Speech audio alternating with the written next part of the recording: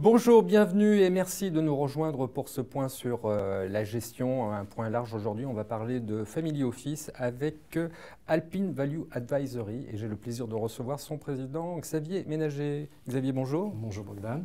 Vous allez bien? Très bien. Alors quel nom déjà? Alpine Value Advisory, en deux mots. Qu'est-ce que vous faites? Alors Alpine Value Advisory est un multi-family office. On le distingue des singles au service d'une seule famille. Nous sommes au service de plusieurs groupes familiaux de manière indépendante. Nous sommes créés donc, il y a presque 3 ans, donc mi-2015, et nous servons aujourd'hui à peu près une trentaine de clients. Exclusivement français, mais nous avons vocation à nous développer. Sur l'international. Quels sont vos points forts? Alors notre force, notre aspect différenciant, c'est que nous sommes construits en fait à l'anglo-saxonne, à l'américaine, et donc nous couvrons les clients sur la partie privée, comme la plupart des multifamily office français. Mais à la différence de cette plupart de multifamily office français, nous les servons également sur la partie corporate, c'est-à-dire entreprise. Au milieu, vous avez la gouvernance. Donc sur l'ensemble des sujets, que ce soit des sujets de valorisation d'entreprise, des sujets de levée de dette, des sujets privés. Complètement d'eux en fait. Absolument. Donc il n'y a pas juste l'aspect professionnel, il y a aussi l'aspect particulier.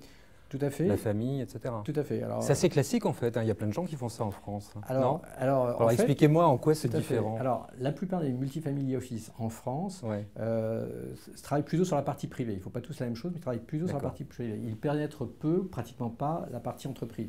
Donc nous sommes construits. Et pourtant, Dieu sait qu'il y a beaucoup de CGP que je reçois, à chaque fois ils me disent « Moi, mon cœur de métier, c'est le chef d'entreprise. » C'est le chef d'entreprise, mais à titre patrimonial. D'accord. Voilà, à titre privé. Alors, donnez-moi un exemple de réussite sur la partie professionnelle.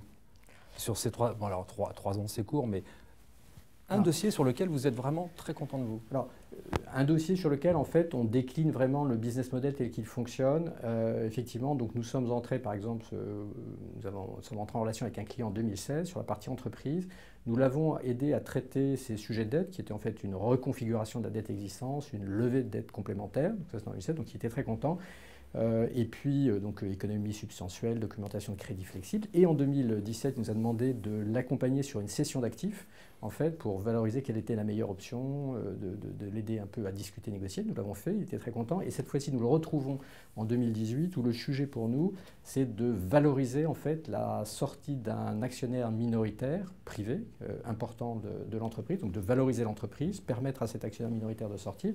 Et puis, l'étape d'après, dans laquelle nous ne sommes pas encore, mais ça c'est 2019, ce sera de l'accompagner dans la gestion de son patrimoine privé qu'il aura ressorti en fait de l'entreprise en sortant ses parts. Donc là, on rentre vraiment presque dans une grosse société de gestion comme travail. Pour terminer, très vite, 2018, c'est l'année de la réglementation. Est-ce que vous êtes prêts? Alors nous sommes prêts chez Alpine Value Advisory parce que nous l'avions anticipé quand nous sommes construits en 2015. Il y a beaucoup de gens qui l'avaient anticipé et qui aujourd'hui souffrent quand même un peu. Alors oui, mais simplement nous sommes nés 0 client, 0 en cours, nés à 0. C'était votre chance. Mi-2015, c'était notre chance. Et donc on a pu construire from scratch, tout beau, tout propre si j'ose dire. Donc nous avons un fonctionnement qui est dans la transparence et en honoraire à 100% depuis le début, ce qui fait que le changement de réglementation ne nous impacte pas, donc nous sommes à l'aise. Après, évidemment, nous Qu'est-ce que vous dites à tous ceux qui ont peur de la facturation, justement, parce que ça fait peur au CGP, et vous avez l'air de trouver ça tout à fait normal? Normal parce que je pense qu'il y a un service. Quand vous facturez un service que nous faisons depuis le départ, nous expliquons. Très souvent, nous avons un mode de facturation avec ce qu'on appelle un retainer et un success fee. Donc, et tout ça est très clair, c'est-à-dire que nous avons une base minimum d'honoraires. Et puis si nous réussissons l'ensemble des objectifs qui ont été négociés, convenus avec le client, eh bien nous serons en quelque sorte récompensés, rémunérés. Mais évidemment, tout est transparent. Alors, je comprends le sujet qui est passé il y a un mauvais moment passé qui est passé d'un modèle où on ne disait pas tout, à un modèle où on dit tout, il y a une transition à faire. Alors nous, l'avantage qu'on a eu, c'est que comme on savait qu'on allait vers ça, puisque les instances professionnelles en parlaient, on s'est mis en configuration complète depuis le début, ce qui fait qu'aujourd'hui, on n'a pas ce sujet-là, mais on se l'est posé en termes de réflexion, comment on fera, est-ce que ça fait du sens, etc. Donc tous ces sujets, on s'est un peu posés en 2015, mais aujourd'hui, maintenant, on peut dérouler. Xavier Ménager, merci beaucoup. Merci.